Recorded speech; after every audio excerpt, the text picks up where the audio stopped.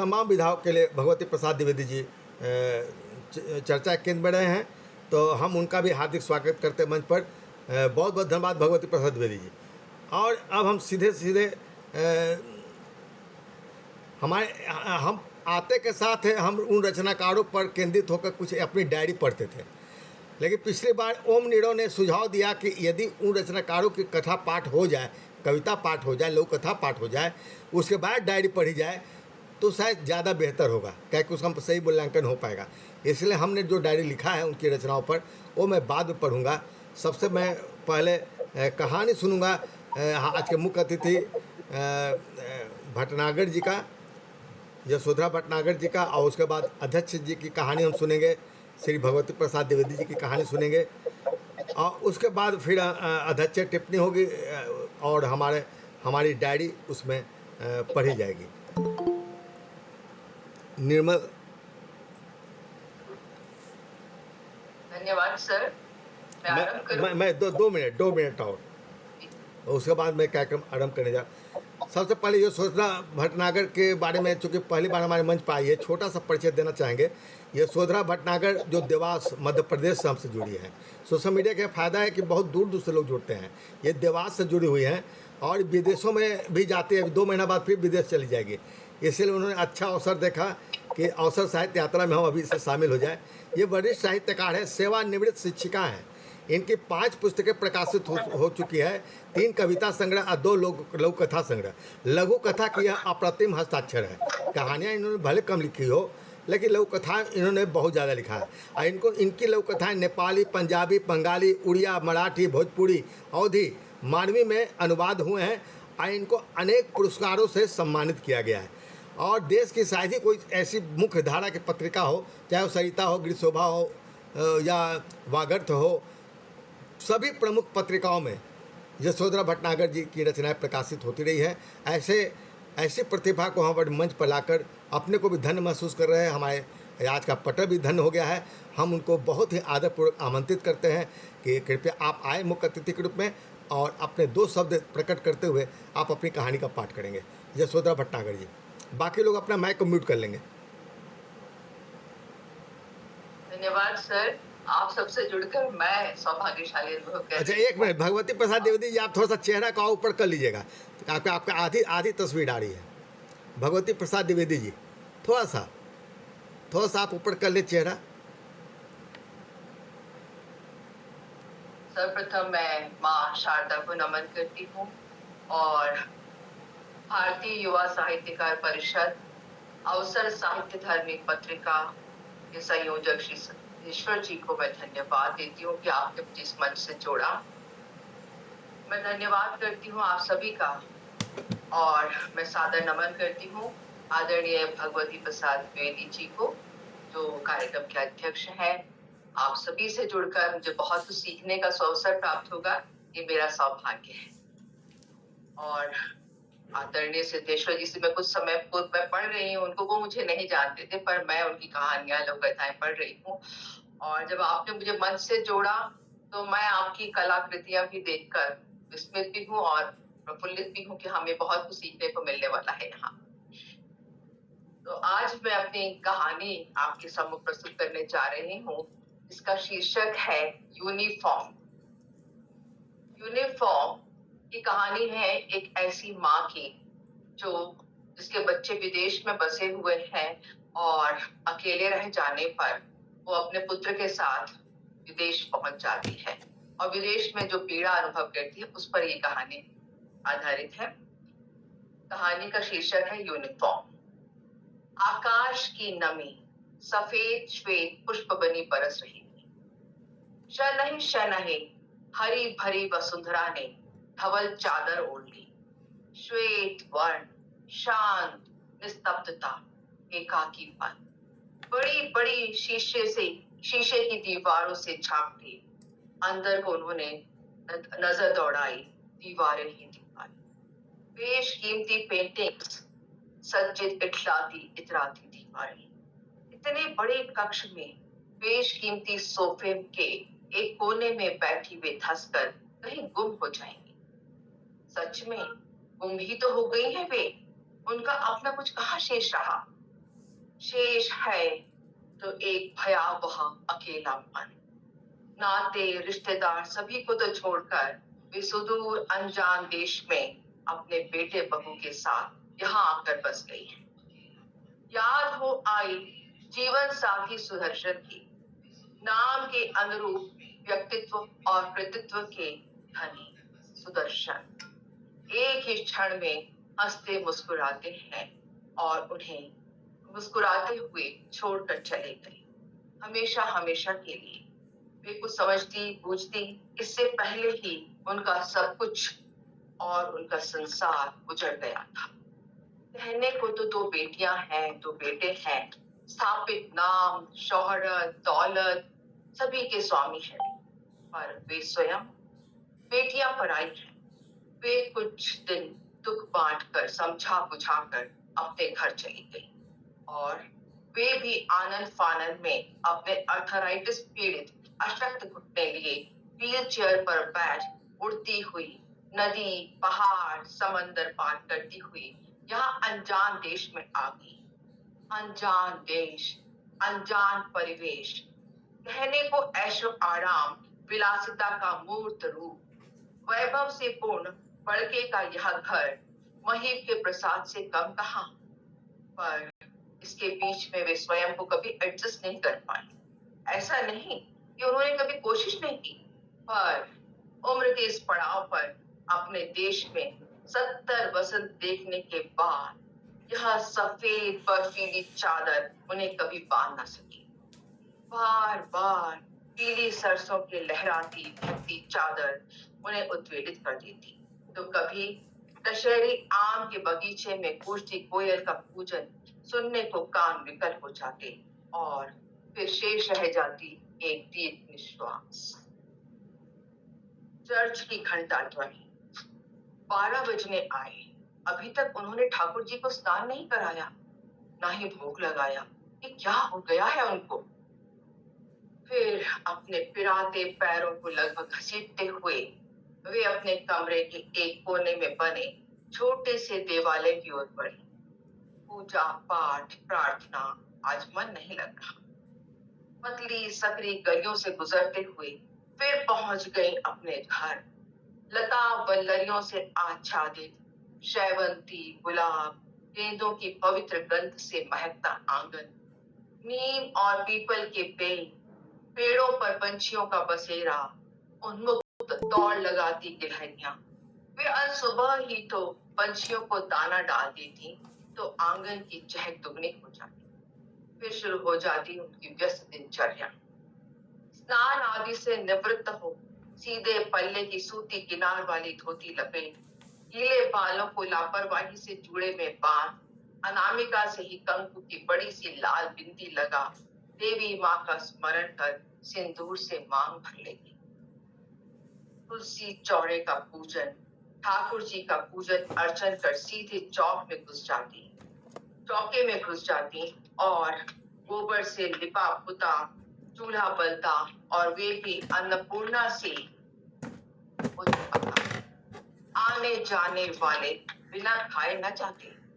बिट्टू तो कई बार कह भी देता, अम्मा का तो ढाबा है ढाबा, और वे मुस्कुरा देती।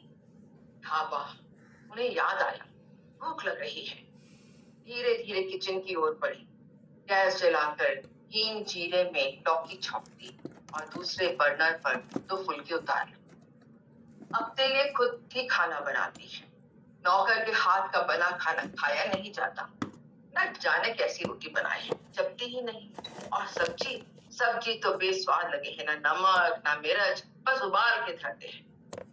खाना खाकर वे अपने कमरे में चली गई। सामने की दीवार पर ही सुदर्शन मुस्कुरा रहे थे। गहरी सांस भरी, फिर आंखें मूंद पलंग पर लेट गई। अतीत फिर हरा भरा हो गया। अतीत और वर्तमान तौलते कब झपकी लग गई पता ही नहीं चला। बाहर की चहल पहल से उनकी आंखें खुल गई। लगता है बिट्टू आ गया। आंखें खुशी से चमक उठी। सूना घर काटने को दौड़ता है ना। बिट्टू तो आ गया, पुकारते हुए वे बैठक की ओर गई। बिट्टू, बहू और कुछ नए चेहरे बैठक में बतिया रहे थे। रहा ना गया, वे भी वहीं सोफे पर बैठ गई।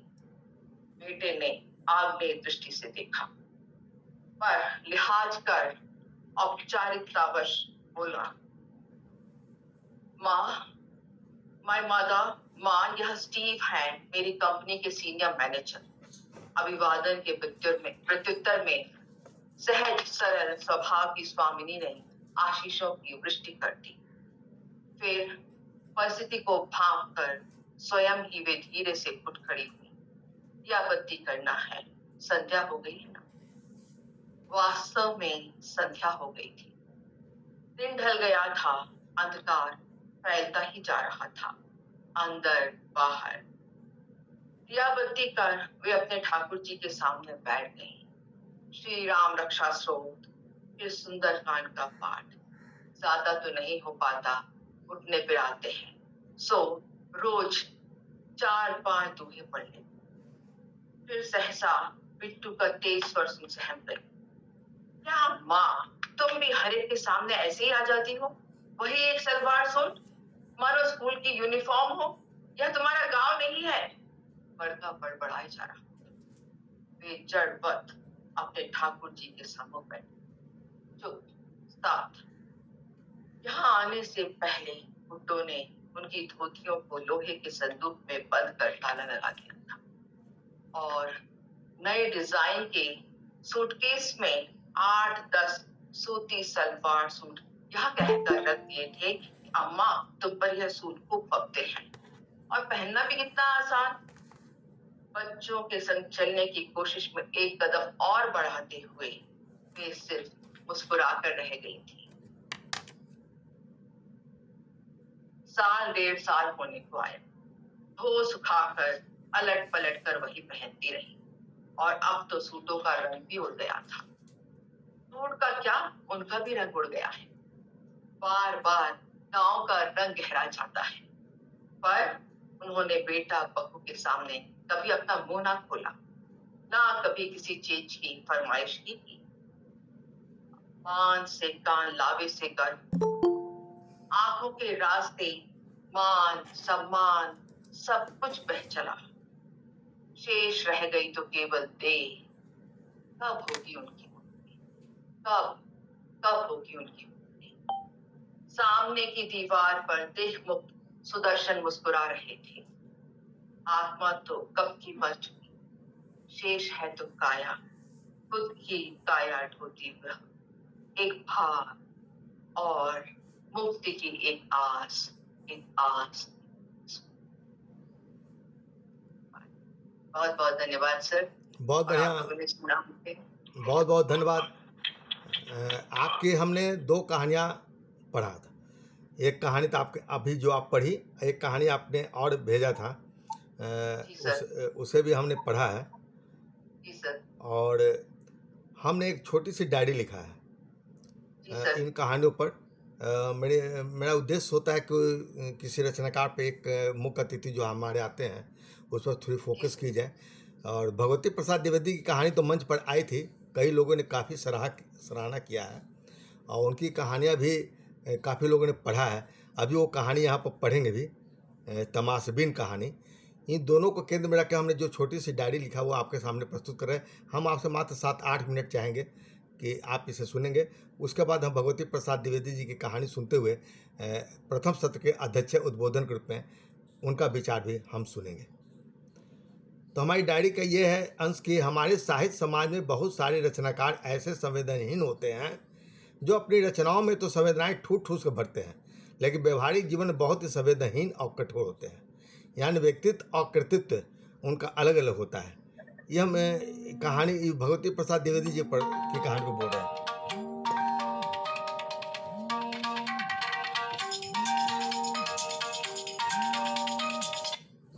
अभी बाद में बात कीजिएगा भैया, ऑनलाइन में है।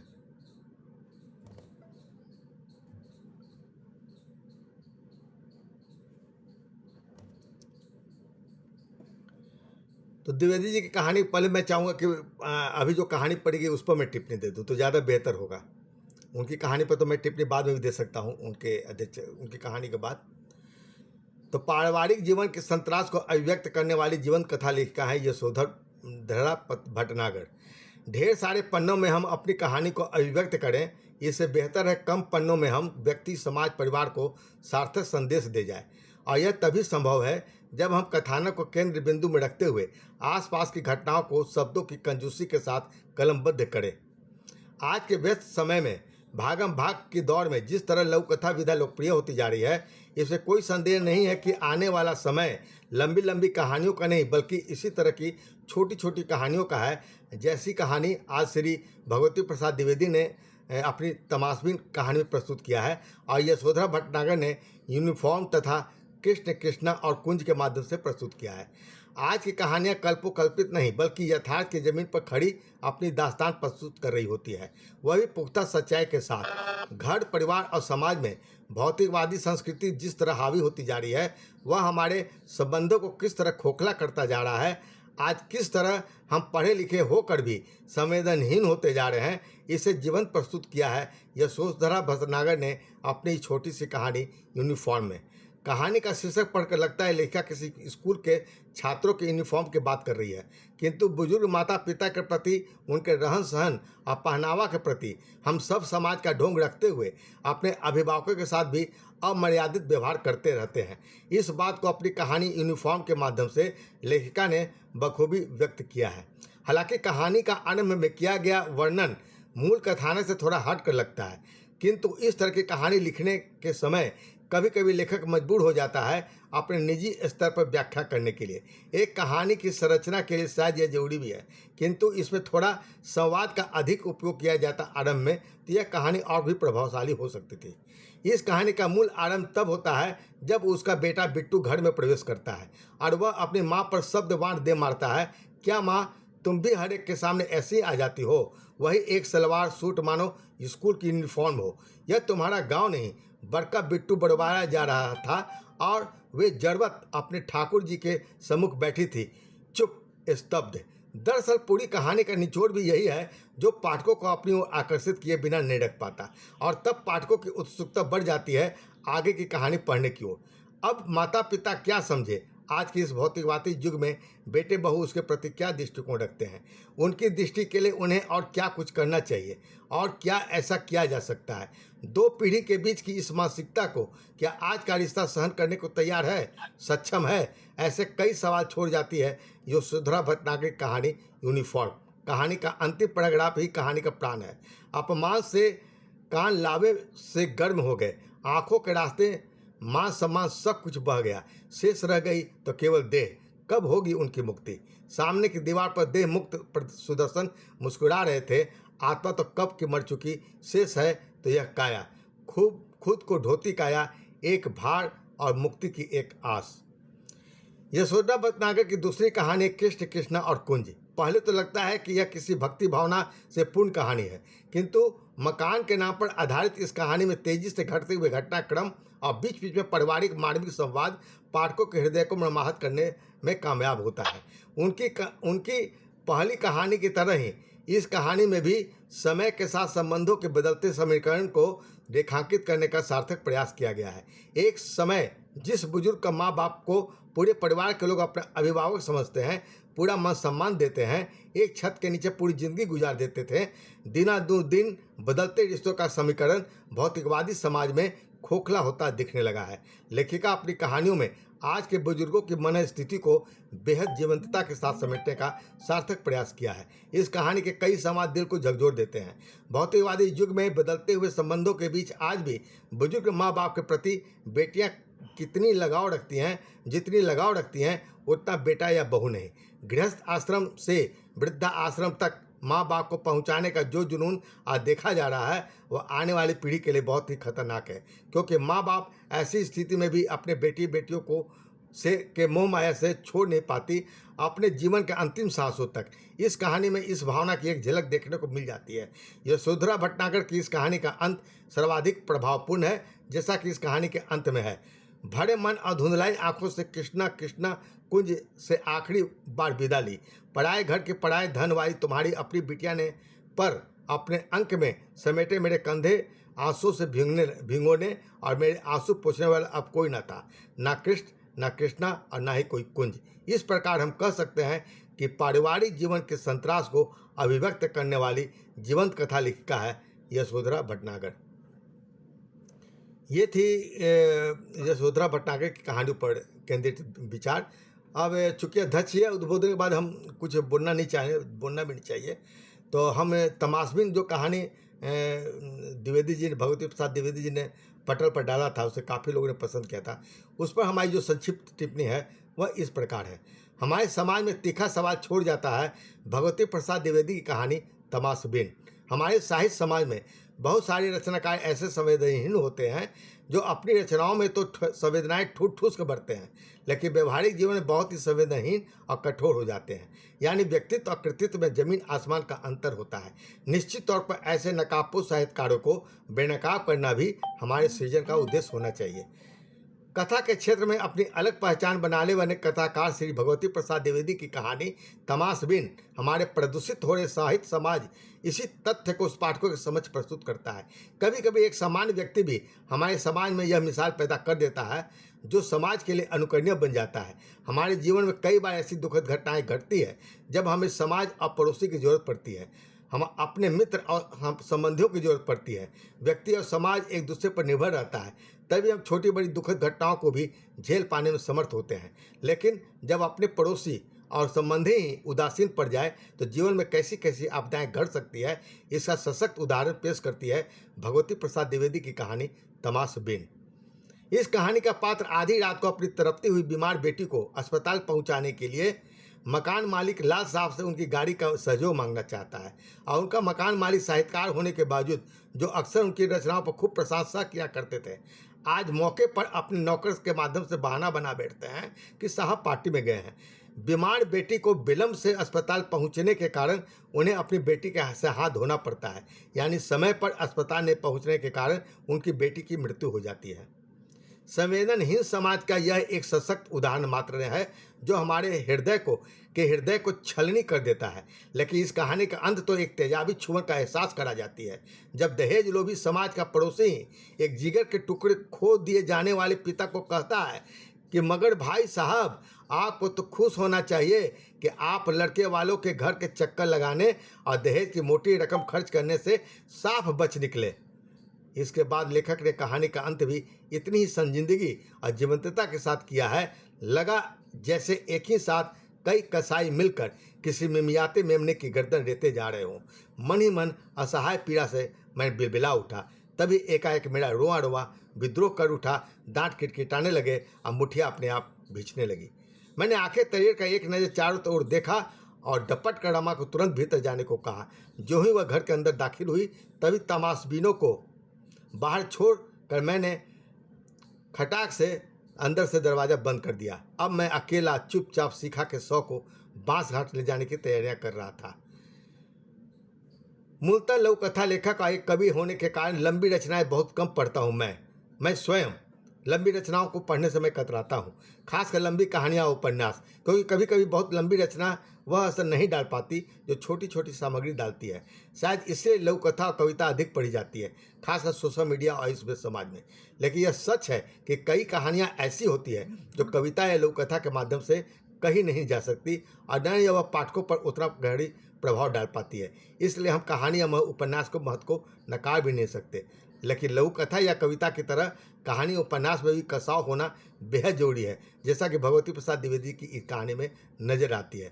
अन्यथा अनावश्यक शब्दों का भंडार कहानी उपन्यास को कमजोर बना देता है और पठनीय भी बनाता है। लेकिन इस कमजोरी को भगवती प्रसाद द्विवेदी जी बखूबी समझते हैं। भगवती प्रसाद द्विवेदी के हमने कई कहानियाँ को पढ़ा है और इस बात को महसूस किया है कि वे अनावश्यक विस्तार से भी बचते हैं। उनकी लघु कथा हो या कहानी शब्दों की अनावश्यक कलाबाजी और दुरूह शब्दों से मुक्त होता है, इसलिए वह अधिक पठनीय बन जाती है। यानी वे साहित्य सृजन के उस खतरे से वाकिफ है जो रचना को पाठकों के करीब जाने के में व्यवधान डालता है। ऐसी खासियत प्रेमचंद, बिमल मित्र, रविन्द्रनाथ टैगोर, रेणु, हिमांशु जोशी, रॉबिन सापूच, चंद्रशेखर शर्मा गुलेरी, कमलेश्वर आदि की कहानियों में देखने को मिलती है। इस वजह से ही इन लोगों की कहानी हो या उपन्यास पाठकों के द्वारा अधिक पढ़ा और सराहा जाता है तथा समाज के लिए अधिक प्रासंगिक होता है। कोई भी सृजन यदि पाठकों के हृदय में अथवा समाज में अपना प्रभाव नहीं डालता, तब रचनाकार का मेहनत सफल नहीं हो पाता और न ही साहित्य का उद्देश्य पूरा हो पाता है। इसलिए साहित्य को प्रासंगिक बनाने के लिए हमें आम पाठकों के अनुकूल रचनाएं लिखनी होगी, सिर्फ समीक्षकों, आलोचकों, रचनाकारों या विद्वान पाठकों के अनुकूल नहीं। इसी संदर्भ में चर्चित कथाकार समीर अहमद ने अपने कथन में एक जगह लिखा भी है कि कहानी या कोई भी विधा पढ़ी नहीं जाती, बल्कि वह खुद को पढ़वाती है। इसी संदर्भ में भगवती प्रसाद द्विवेदी की भी यह कहानी आती है जो खुद को पढ़वा लेती है। कोई भी कहानी या विधा सिर्फ भाषा के स्तर पर कालजयी अप्रासंगिक नहीं होती, बल्कि विषय वस्तु तथा कथानक के स्तर पर भी होती है। भगवती प्रसाद द्विवेदी की कहानी दोनों स्तर पर हमें प्रभावित करती है। हमारे समाज में तीखा सवाल छोड़ जाती है भगवती प्रसाद द्विवेदी की कहानी तमाशबीन। तो दोस्तों, ये मेरी छोटी सी थोड़ी लंबी हो गई समीक्षात्मक मेरी डायरी, क्षमा चाहेंगे, लेकिन कुछ कहानियाँ ऐसी थी कि हमें ये वर्णन करना पड़ा, उस माध्यम से आज की समकालीन कहानियों पर हमें चर्चा करना पड़ा। तो इसके बाद हम सीधे सीधे हम अध्यक्ष उद्बोधन को बढ़ेंगे, ताकि यह प्रथम सत्र हम यहाँ पर समाप्त कर सके। इसके पहले मैं चाहूँगा कि भगवती प्रसाद द्विवेदी जी कृपया आएँ हमारे मंच पर, जिनकी कहानी का हमने अभी चर्चा भी किया है। अपनी कहानी तमाशबीन को उन लोगों के सामने पढ़े जो शायद इसे नहीं पढ़ पाए हों, लेकिन सोशल मीडिया के माध्यम से हमारे फेसबुक पर सारे लोग देख रहे हैं, तो उनकी कहानी वो सुनेंगे और वो अपनी कहानी पढ़ने के बाद अपनी अध्यक्षीय टिप्पणी देंगे। उनकी कहानी पर हमारे मुख्य अतिथि भी अंत में 2 लाइन बोलेंगे। तो श्री भगवती प्रसाद द्विवेदी जी, हम आपको सादर आमंत्रित करते हैं अध्यक्षीय उद्बोधन एवं आपकी एक कहानी के लिए। श्री भगवती प्रसाद द्विवेदी जी।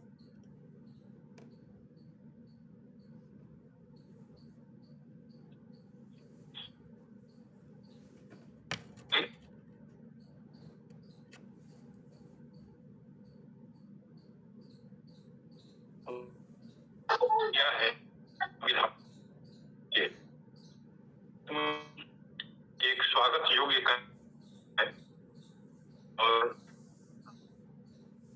के पहले हुआ है कि मैं कहानी पढ़ूं। जी, आवाज़ थोड़ा सा आपको साफ नहीं आ पा रही, इधर ठीक कीजिएगा मोबाइल को।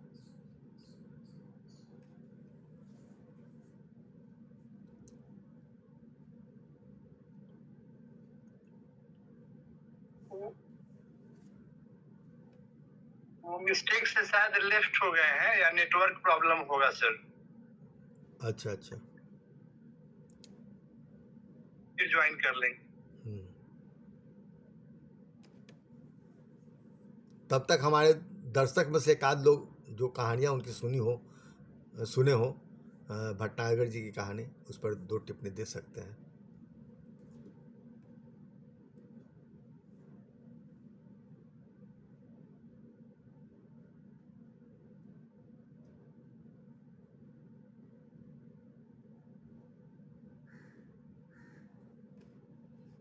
चलिए, इस बीच हमारे मुख्य अतिथि भटनागर जी ही 2 शब्द प्रकट करें, जो डायरी पढ़ी गई उस पर वो अपनी प्रतिक्रिया दें।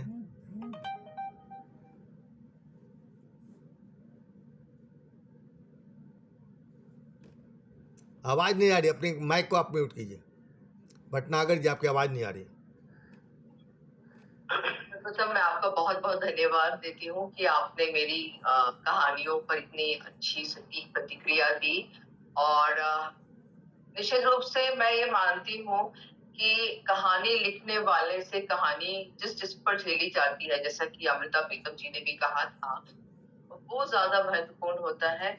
और ये जो कहानियां हैं आसपास जो इर्द गिर्द हमारे हैं, हमारा जो समाज है, उसको मैंने जो देखा, महसूस किया, उसके आधार पर ही लिखी है। और आपने बिल्कुल सटीक विवेचन किया।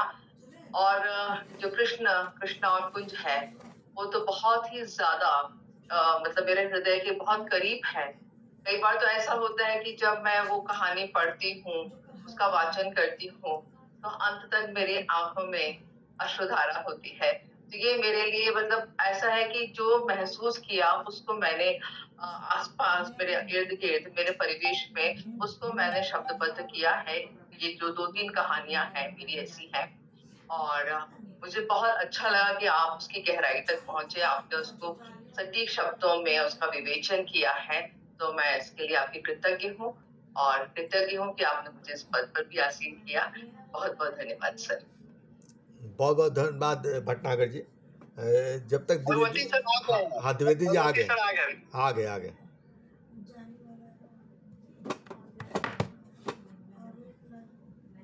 हाँ द्विवेदी जी, आप अपना माइक को म्यूट, आपका माइक म्यूट है, माइक को खोल लीजिए।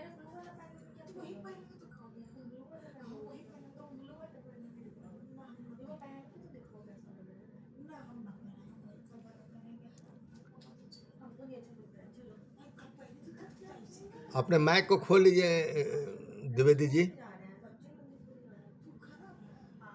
उनके साथ नेटवर्क इशू हो रहा है सर के साथ। जी जी, लग तो रहा है। जी जी जी। तो मुझे लगता है तब तक के किसी और जी भटनागर जी की कहानी पर 2 शब्द बोलना चाहूंगा। हाँ बोलिए। सबसे पहले तो ये शीर्षक जो है यूनिफॉर्म, वो बहुत अच्छा शीर्षक है, उसके लिए बधाई आपको। और उसमें जो बातें कही गई है, मूलतः जो है अभी परिवेश में जो घटना घटित होती है या हमारे समाज में जो उच्च दर्जे के लोग कहलाते हैं कि हम बड़े उच्च वर्ग से आते हैं, उन लोगों के बीच यदि माता पिता होते हैं और वो पुराने व्यवहार में होते हैं, पुराने परिधान में होते हैं, अपने कल्चर को नहीं भूलते हैं, तो उसके प्रति जो संवेदना है उस माध्यम से एक व्यंग रचना है ये उन लोगों के प्रति जो अपने आप को बहुत सभ्य कहते हैं, उन लोगों के लिए आपकी रचना बहुत ही माकूल है और व्यंगपूर्ण है। उन्हें सोचना चाहिए कि हम और जिनसे बन के हम आए हैं, जिनके परिवेश से ऊपर उठे हैं, उन्हीं परिवेश में उनको यदि वे हैं तो फिर हैं। इसके लिए हमें यूनिफॉर्म जैसे शब्द का प्रयोग करना मुझे उचित नहीं लगा। धन्यवाद।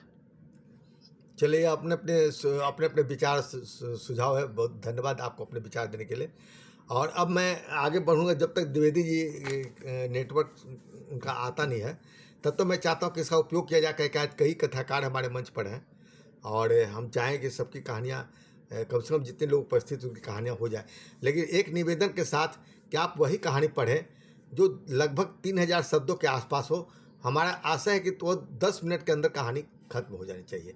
लंबी कहानियाँ कृपया आप लोग ना पढ़ेंगे, ताकि दूसरे का समय बर्बाद ना हो या दूसरे लोग का समय आप ना ले लें। भगवती प्रसाद द्विवेदी जी अभी नहीं जुड़ पा रहे हैं, तो जिस क्रम से हमें आज कथाकार हमसे जुड़े हैं उस क्रम से मैं आमंत्रित करना चाहूँगा। और बीच में मैं जब द्विवेदी जी जुड़ जाएंगे तब उनका अध्यक्ष उद्बोधन और उनकी कहानी को सुनेंगे। तो इस क्रम में आज गया से हमारे एक अजीत कुमार युवा कथाकार हैं, नए कथाकार हैं। यदि हमारे मंच पर हों तो कृपया आएँ और अपनी एक कहानी का पाठ करें। अजीत कुमार जी।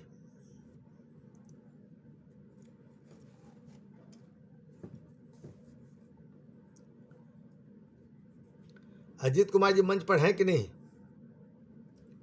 दिखाई तो दे रहे हैं। चले, आवाज नहीं आ रही। चले ठीक है। हाँ, वीडियो नहीं है उनका। अब इसके आगे हम बढ़ते हैं। हमारे मंच पर नलिनी श्रीवास्तव हैं। नलिनी श्रीवास्तव जी हमारे मंच पर है, बहुत पुरानी लेखिका सदस्य हमारी है। मैं उनसे निवेदन करूंगा कि कृपया अपनी एक कहानी, आप कहाँ से आई हैं, अपने 2 शब्द में परिचय देते हुए एक छोटी कहानी पढ़ने का कष्ट कीजिए। नलिनी श्रीवास्तव जी। जी सर, सादर आभार आमंत्रित करने के लिए। मैं अयोध्या से हूँ जी। और मैं पुरानी लेखिका नहीं हूँ, मेरी कलम बहुत नई है और कहानियां तो मैंने बहुत गिनी चुनी लिखी है, प्रयास भर किया है बस। तो मैं समृद्ध मंच को सादर नमन वंदन करती हूँ और सुधी रचनाकारों को प्रणाम करती हूँ। मेरी कहानी का शीर्षक है वो 15 दिन। वो 15 दिन। स्वागत है। सुमी, हाँ यही तो नाम था उसका। शादी हो गई एक मंद बुद्धि व्यक्ति से। घर में बस एक सास थी, कुल मिलाकर 3 ही प्राणी। कभी किसी को उनके घर आते जाते भी नहीं देखा गया। सुमी की सुंदरता की चर्चा दूर दूर तक थी। गौर वर्ण, बड़ी बड़ी आंखें और सामान्य कद की लड़की किसी की भी आंखों में ठहर जाती। देखने वाला भी एकटक उसके अद्भुत सौंदर्य को निहारता ही रह जाता। सुमी घर का सारा काम निपटाती, सास की सेवा करती और अपने मंद बुद्धि पति का भी विशेष ध्यान रखती। बस एक बात थी कि ये सब कार्य वो यंत्र चालित सी करती, अपना भाग्यमान और मौन होकर, जैसे उसने परिस्थितियों से समझौता सा कर लिया था। सुमी का मायका बहुत दूर था। जब से ब्याह कर आई फिर वापस नहीं गई। माता पिता सुमी के बचपन में ही गुजर गए थे। दूर के ताऊ ताई ने पाला था और शादी करके किसी तरह बोझ को उतारा था। अब सुमी का यही संसार था। जैसा भी था उसे स्वीकार करना ही था। उसने भी अपनी दुनिया अपने पति और सास में ही समेट ली थी। जब जब उसके मन में प्यार के कोमल अरमान जागते, वो उसका गला घोंट देती। रात को अपने बेसुध सोते पति को देख ईश्वर को याद कर नम आंखों से सोने की कोशिश करती। यही उसके जीवन की दिनचर्या थी। अक्सर उसके चेहरे पर गहरी उदासी होती। शादी का न कोई उत्साह था न रौनक थी। मन की प्यार भरी कोपलें जैसे खिलने से पूर्व ही सूख गई थी। उसकी सास उसके दर्द को महसूस करती पर अपने को मजबूर पाती। इधर कुछ दिनों से सुमी के चेहरे की रौनक बढ़ गई थी। बहुत खिली खिली रहती, सजी संवरी भी रहती। पायल की आवाज और चूड़ी की खनक बढ़ गई थी। साथ ही काम करने की ऊर्जा और रफ्तार भी। उसकी खूबसूरती में जैसे 4 चांद लग गए थे। उसकी सास भी उसके कार्यों में सहयोग करती, क्योंकि उनके घर सास की तरफ का कोई बहुत दूर का नौजवान रिश्तेदार आया था। सास भी उसका विशेष ध्यान रखती। एक हफ्ते के लिए अचानक सास को अपनी सखियों संग हरिद्वार जाना पड़ा। वो बहू को सारे काम व जिम्मेदारी ठीक से समझा गई। आजकल सुमी के पास ढेरों काम बढ़ गए थे, पर कभी भी वो थकी नहीं। उल्टे उसे सभी कार्य करने में एक अनोखा आनंद आ रहा था।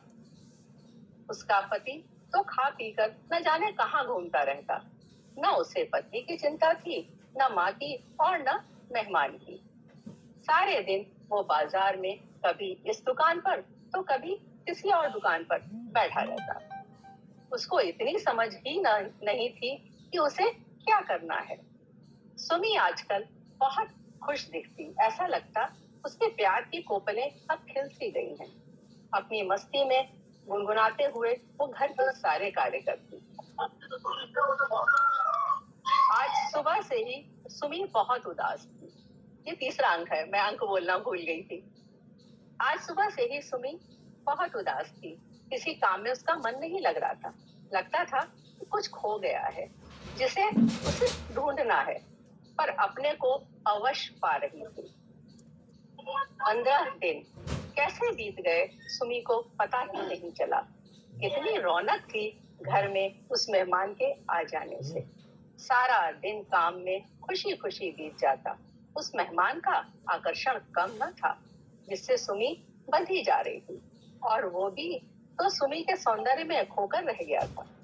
जो भी था वो अत्यंत रुचिकर था, सुखद था और जीवनदायक था, जिसे भूल पाना दोनों के लिए आसान न था। कुछ दिन बीत गए। सुमी अपने को पहले की ही तरह घर में खुद को खपाने की कोशिश करती। दिनचर्या में अपने को व्यस्त रखना चाहती, पर सब कुछ कितना कठिन था। आज सुबह से ही सुमी को मतली आ रही थी। कई उल्टियां हुई। सास से कहा कि कोई दवा दे दें। किसी का माइक खुला है शायद। सास से कहा कि कोई दवा दे दे उसे, पर सास ने विद्या जी अपना माइक बंद कीजिए। विद्या जी। उल्टे उनकी बूढ़ी आंखों की चमक अलग बढ़ गई। सुमी आश्चर्यचकित थी। डॉक्टर साहिबा ने चेकअप के बाद कहा, खुशखबरी है, सुमी माँ बनने वाली है। सास की तो खुशी का ठिकाना ही न रहा। सुमी भी प्रकृति के इस चाल पर चकित हो अपने मन के किसी कोने में मातृत्व की कुलबुलाहट महसूस कर रही थी। अंक 4। इस बात को बीते आज 18 वर्ष हो गए। सुमी सोच रही थी, कितना सजीला, स्वस्थ और खूबसूरत बेटा है उसका। मेधावी होने के साथ विनम्र भी है। आज उसकी सास को गुजरे 3 बरस हो गए। इतनी अनजान बनके उसके जीवन में वो अनमोल खुशियां डाल रही थी, जिसके लिए वो सदा तरसती रह जाती। पर उन्होंने उन 15 दिनों का उपहार उसे दिया, जो उसकी सांसों को और जीवन को सदा के लिए महका गया। आज भी उसे उन 15 दिनों की खुशियां रोमांचित कर जाती हैं। अक्सर वो सोचती कि न जाने कौन सा समझौता था सास और उस मेहमान के बीच कि फिर कभी दोबारा वो मेहमान उनकी चौखट न चढ़ा। खैर, वो नहीं जानना चाहती थी कि क्या सही है और क्या गलत। उसके जीवन की खुशियां बस उसके लिए अनमोल हैं, जो आज उसका और उसके मंद बुद्धि पति का सहारा बनी है। जी, धन्यवाद। बहुत बहुत धन्यवाद नलिनी श्रीवास्तव जी। आप वो 15 दिन मुझे याद आ गया, अपनी एक फिल्म में देखे थे वो 7 दिन, तो लगा कि आप उन 15 दिनों को आपने रेखांकित करने का प्रयास किया। बहुत बहुत धन्यवाद आपका। चूँकि कथाकार अधिक है और हमें बहुत कुछ सुनना है, इस पर हम विस्तार समीक्षा नहीं दे पा रहे हैं। हमारे भगवती प्रसाद द्विवेदी जी पुनः नज़र आ रहे हैं, हमको लगता है कि वो जुड़ गए हैं, तो हम भगवती प्रसाद द्विवेदी से निवेदन करना चाहेंगे कि यदि आप जुड़ गए हैं तो आप कृपया अपनी एक कहानी का पाठ करें और अध्यक्ष उद्बोधन दें। भगवती प्रसाद द्विवेदी जी, अपना माइक को खोल लीजिए।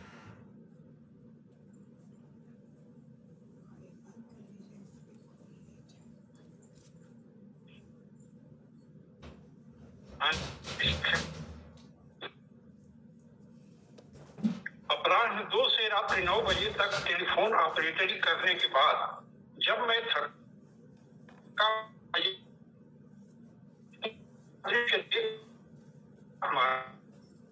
तब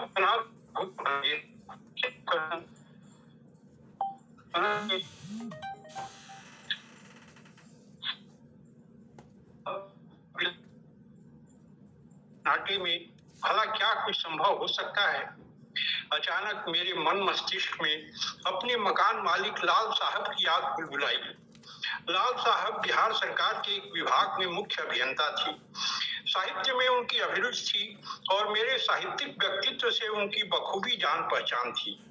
जब कभी हम दोनों आमने सामने होते, लाल साहब पत्रिकाओं में छपी मेरी कहानियों की तारीफ के पुल बांधने लगते और मेरे मन की नदी में लहर के पानी सा कुछ छपाछप हिलकोरे मारने लगता।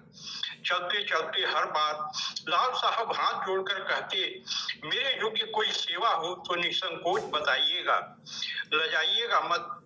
और हाथ जोड़ता था, मुस्कान बिखेरता हुआ मैं आगे बढ़ जाता था। मैंने सोचा, क्यों न लाल साहब की कार एक आध घंटे के लिए मांग दूं और शिखा को फटाफट पटना मेडिकल कॉलेज अस्पताल में भर्ती करवाने की व्यवस्था करूं। मैं लपकते हुए लाल साहब के दरवाजे के सामने जा धमका और हड़बड़ी में कॉल बेल न जाने कितनी बार दबा दी।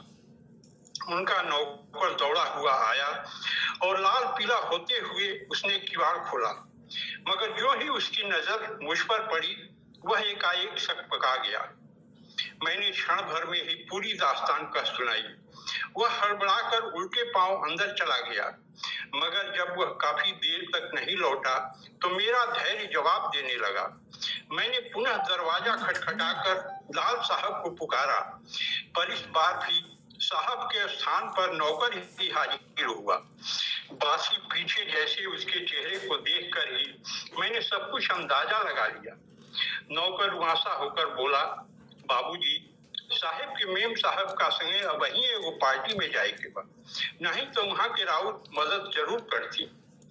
रात के 10:30-11 बजे पार्टी में मेरे अचरज की सीमा न रही अभी मैं नौकर से तहकीकात करने की सोच ही रहा था कि उसने धड़ाक से किवाड़ बंद किया और मैं अपना सा मुंह लिए वापस लौटने लगा। डेरे में लौटते वक्त बगल के किराएदार सुधाकर बाबू से गलियारे में भेंट हो गई। उनकी अस्पताल के एक अच्छे डॉक्टर तिवारी जी से जिगरी दोस्ती थी। बगैर जान पहचान के कोई भी काम करवाना आजकल कितना कठिन है, यह मैं बखूबी जानता था। इसलिए सुधाकर बाबू के सम्मुख अपना दुखड़ा रोकर मैं उनसे साथ चलने की चिरौरी करने लगा। अनमने भाव से मेरी बात सुनकर सुधाकर बाबू ने कुछ सोचते हुए जवाब दिया, लेकिन डॉक्टर तिवारी तो आजकल छुट्टी में अपने गांव गए हुए हैं, फिर मेरा वहां जाना किस काम का। खैर आप चले जाइए, वहां कोई न कोई डॉक्टर तो होगा ही। बोझिल कदमों से जब मैं डेरे में वापिस आया तो शिखा की हालत और भी बदतर देखकर बदहवास सा हो गया। बगैर आगा पीछा सोचे मैं उसे गोद में उठाकर बेतहाशा सड़क की ओर दौड़ा। पीछे पीछे रमा भी हाँफती हुई भागी जा रही थी।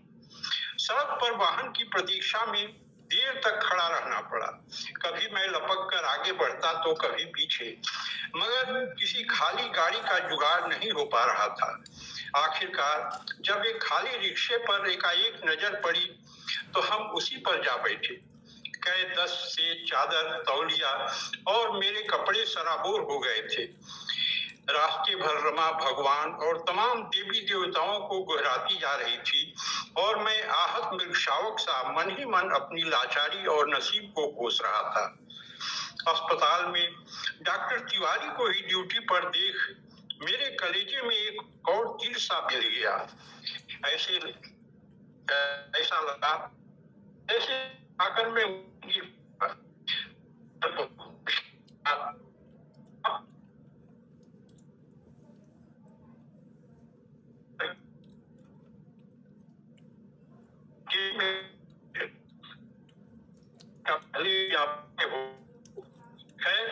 चार बोतल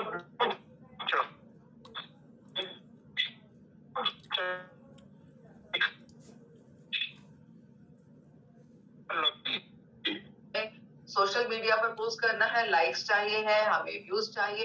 तो ये एक दुर्भाग्यपूर्ण स्थिति हमारे समाज की हो गई है और इसका बहुत सुंदर चित्रण आदरणीय सर ने किया है। और चाहे वो सुधाकर बाबू हो या लाल साहब हो, हमें अपने इर्द गिर्द ऐसे चरित्र दिखाई देते हैं, ऐसे पात्र हमें दिखाई दे रहे हैं और इन परिस्थितियों से हम सभी गुजरे हुए हैं। ये ऐसी परिस्थितियां और महानगरों में तो अधिक हम देख सकते हैं और विदेशों में तो किसी को किसी से कोई मतलब ही नहीं होता है, अपना रूल सबको खुद ही ढूंढना होता है। बहुत बहुत धन्यवाद यशोधरा जी, आप त्वरित समीक्षा इतनी अच्छी तरीका से दी है कि हम अभिभूत हैं। आप निश्चित तौर पर आप सिर्फ लेखिका नहीं बल्कि आप पे बहुत अच्छी विचारक और समीक्षिका भी हैं। और हम चाहेंगे अभी द्विवेदी जी आज बहुत व्यवधान में है, उनका नेटवर्क थोड़ा सा डिस्टर्ब भले चल रहा हो, तो जहाँ वो व्यवधान में आएंगे तो मैं आपसे निवेदन करूँ कि आप प्रत्येक कहानी को सुनिए जरूर और प्रत्येक कहानी पर 2 मिनट यदि आप टिप्पणी दे सकें तो बड़ी प्रशंसा होगी। थोड़ा कष्ट जरूर होगा, ले देंगे। फिलहाल मैं प्रथम सत्र की समाप्ति के पहले मैं अध्यक्ष टिप्पणी के रूप में भगवती प्रसाद देवी जी से चाहूँगा कि अपना संक्षिप्त अध्यक्ष टिप्पणी दीजिए।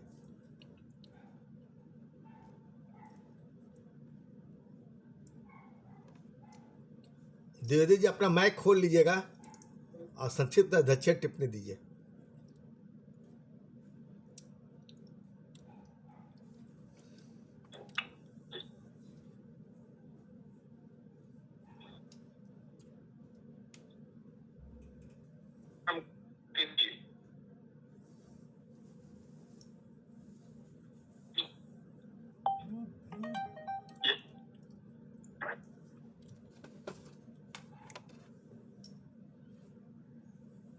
और सभी कथाकार मित्र जो इस मंच से जुड़े हैं, यशोधरा जी ने जो कहानी पढ़ी यूनिफॉर्म, वो सचमुच आज के बाजारवादी समाज का तीखा सच है। बाजारवाद हमारे रिश्तों को किस तरह से प्रभावित कर रहा है। की मर्मस्पर्शी दास्तान यशोधरा जी ने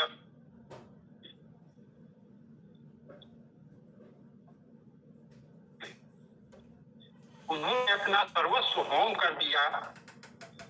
उसकी परवरिश, पढ़ाई लिखाई, वही बेटा बिट्टू विदेश जाकर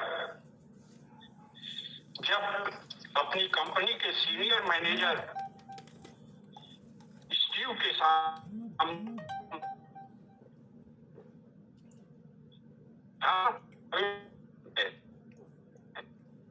तो और मां के प्रति उसकी जो अमर्यादित टिप्पणी है वह किसी भी अभिभावक को मर्मांतक पीड़ा दे सकती है। आज मातृ दिवस भी है और मातृ दिवस पर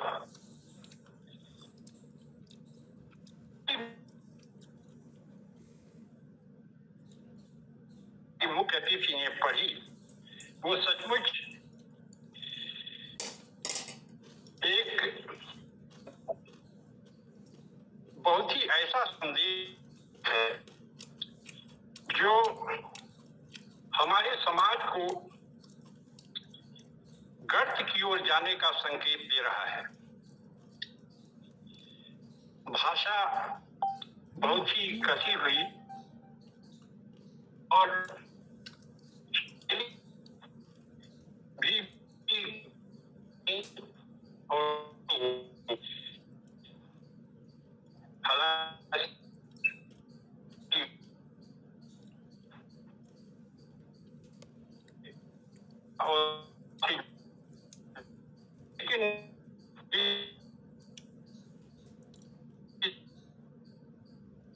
जो भी है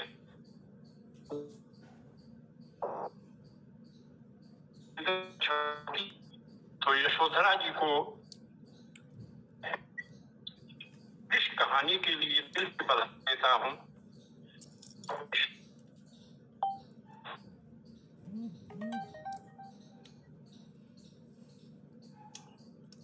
धन्यवाद सर।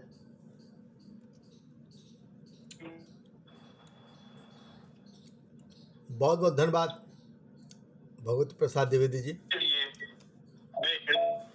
मैं करता हूँ और इस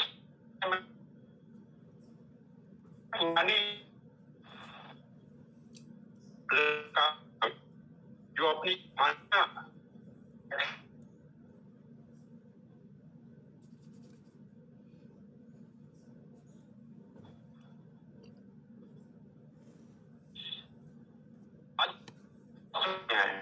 लेकिन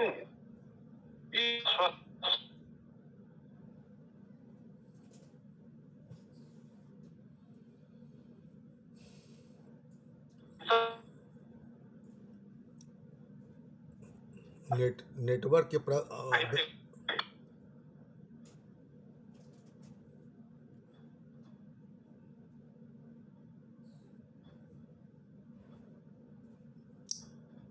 नेटवर्क का व्यवधान बहुत है, लगता है कि द्विवेदी जी के पास, जिसके कारण बहुत अच्छे विचार प्रस्तुत कर रहे थे और बहुत अच्छा विस्तार प्रस्तुत है। ये दुर्भाग्य है कि नेटवर्क के कारण हम लोग उनकी बात को जितनी बढ़िया तरीक़ा से उन्होंने कहा हम सुन नहीं सके, लेकिन उन्होंने जो कुछ भी कहा बहुत सार्थक विचार उन्होंने प्रस्तुत किया और भटनागर जी की कहानी को तो उन्होंने निचोड़ कर रख दिया। बिल्कुल अच्छी टिप्पणी उन्होंने प्रस्तुत किया है। तो अब हम यहाँ पर अब आज चूँकि उनका नेटवर्क ठीक नहीं काम कर रहा है तो मुझे लगता है कि कुछ भाड़ हमारे आज मुख्य अतिथि का बढ़ गया है।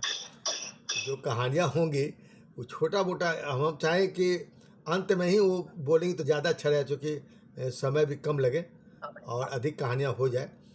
तो 5-6 कहानियाँ हो 4-5 कहानियाँ हो जाए तो उसके बाद वो अपनी संक्षिप्त में टिप्पणी देंगी। उनसे गुजारिश रहे है कि वो कृपया कहानी को एक सही निगाह से अवश्य सुन ले और हम इस दूसरे सत्र का आरंभ कर रहे हैं। एक कहानी तो हमारे आज के कथाकार नलिनी श्रीवास्तव पढ़ ही चुकी है, और आगे कथाकारों से भी निवेदन है कि वे इसी तरह छोटी कहानी प्रस्तुत करेंगे, अपनी छोटी कहानी, ताकि हम 5-10 मिनट में एक कहानी सुन लें। इस क्रम में हमारे 5-6 बहुत अच्छे नए पुराने दोनों तरह के रचनाकार हमारे मंच पर उपस्थित हैं। तो मैं अब आमंत्रित करता हूँ, अपूर्व कुमार हाजीपुर से हमारे मंच पर उपस्थित हैं, और वो बहुत पहले जुड़े थे और उत्साहित रचनाकार हैं। हालांकि वो कवि हैं, लेकिन हमारे मंच पर जुड़ने के बाद उन्होंने लोक कथा लिखना भी आरंभ किया, अब कहानी लिखना भी आरंभ किया है। तो स्वागत है उनका उनकी एक छोटी सी कहानी के साथ जो उन्होंने पटर पर प्रस्तुत किया था। अपूर्व कुमार।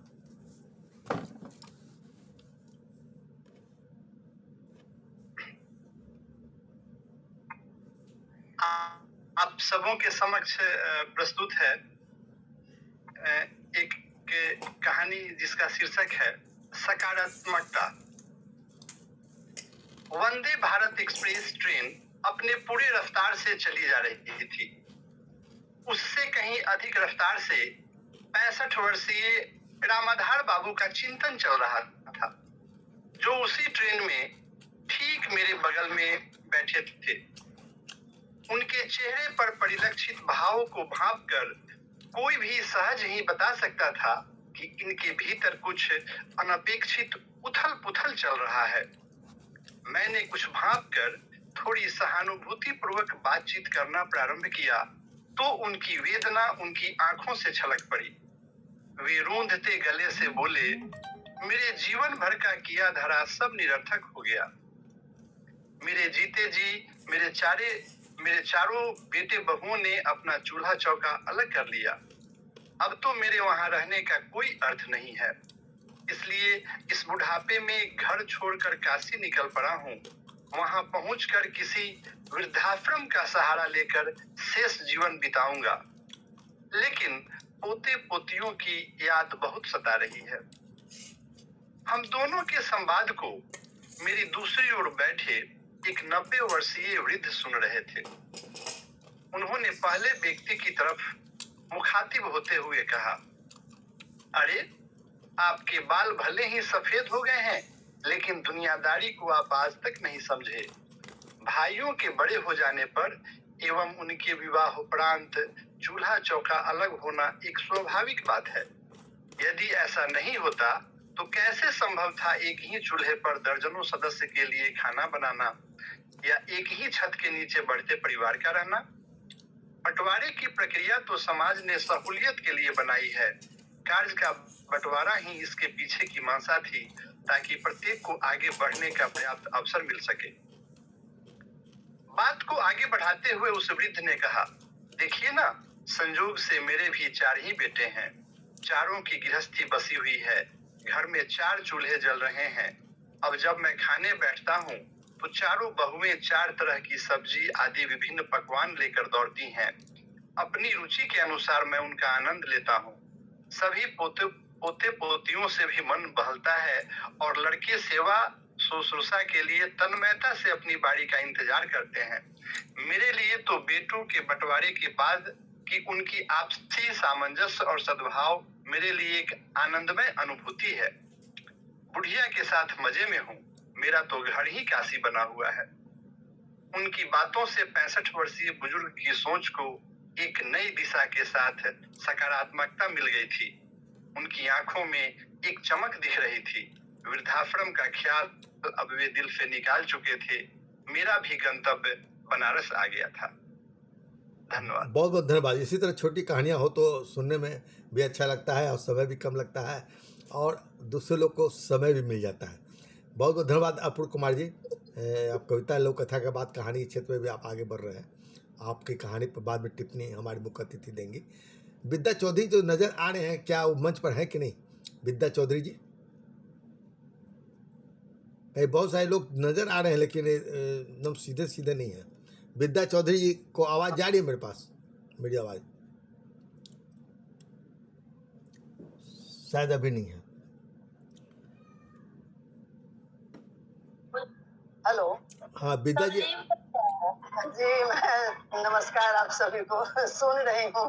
तबीयत अच्छी नहीं है इसलिए मैं अच्छा अच्छा डायरेक्ट नहीं आ रही हूँ। नहीं कोई बात नहीं नहीं आप तबीयत ऐसी तबीयत में भी आप सुन रही हैं, कम बात नहीं है, बहुत बड़ी बात है। और आप क्या ऑडियो के माध्यम जिस तरह आप बोल रही हैं, आप कहानी पढ़ना चाहिएगा। हमने तो दिया नहीं है इसलिए नहीं मेरा मैंने फर्ज डाला नहीं है। जिन लोगों ने डाला है उन्हीं को कहानी नहीं पढ़नी है ना। कोई जोड़ी नहीं है। या आप मन से जुड़ी हैं तो आप पढ़ सकती हैं। तब तक आप निकाल के रखिए, तब तक हम दूसरे रचनाकार को बुलाते हैं। आप अपनी एक छोटी सी कहानी निकाल कर रखिएगा, हम आपको बाद में आमंत्रित करेंगे। हमारे मंच पर विजय कुमारी चौधरी जी लखनऊ से जुड़ी हुई हैं।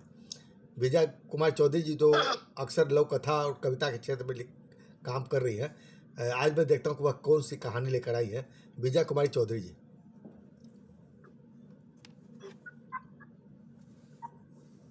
बहुत बहुत स्वागत है मंच पर।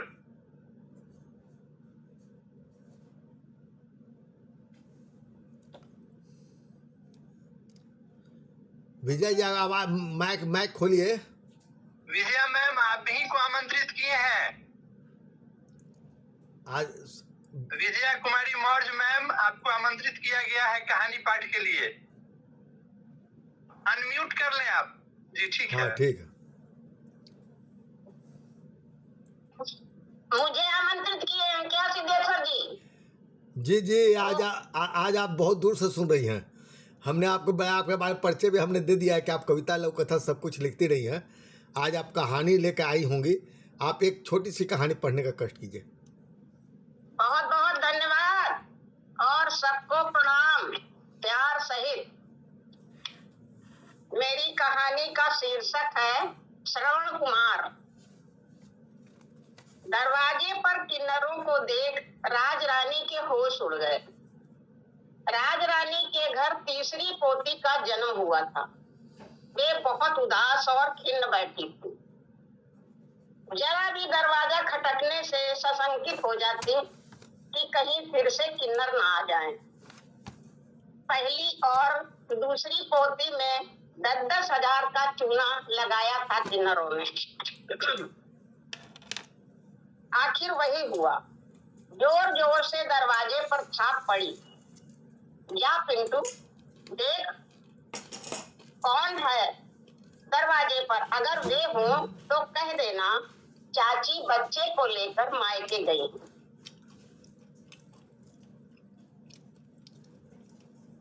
दरवाजा खुलते ही ताली बजाते कई किन्नर अंदर घुस आए और ढोल पीट कर गाने लगे। अरे उठो जाओ यहाँ से, तुम लोग बिना बुलाए बेशर्मों की तरह बैठ गए। राज रानी चीखी। शर्म नहीं लगती? हर बार बेटियों में लेने चले आते हो। हाय हाय, पोते के चक्कर में कई पोतियां आपने पैदा करवाई। हम तो नर है न नारी। हमें कौन सी सरकारी नौकरी मिली है? हम तो आप सब लोगों के घर गा बजाकर ही अपनी रोटी चलाते हैं। बेशर्म तो आप सब समाज के लोग हैं। हाँ, आप लोगों के तानों और बदनामी की वजह से हमारे माता पिता हम सबको घर से निकाल देते हैं ठोकरे खाने के लिए। हमारे माता पिता नहीं चाहते कि हमारा बच्चा अनाथों की तरह रहे और सबके आगे हाथ फैलाकर भीख मांगे। आप सबके समाज ने ही हमारी ये दुर्दशा की है। वरना हमारे माता पिता हमें भी पढ़ा लिखा कर इंसान बनाते तो हम लोग भी कहीं न कहीं काम धंधा करते और साथ से रहते, अपने पूरे परिवार का ख्याल रखते। फिर हम भी अपने माता पिता के श्रवण कुमार बनते, उनका ख्याल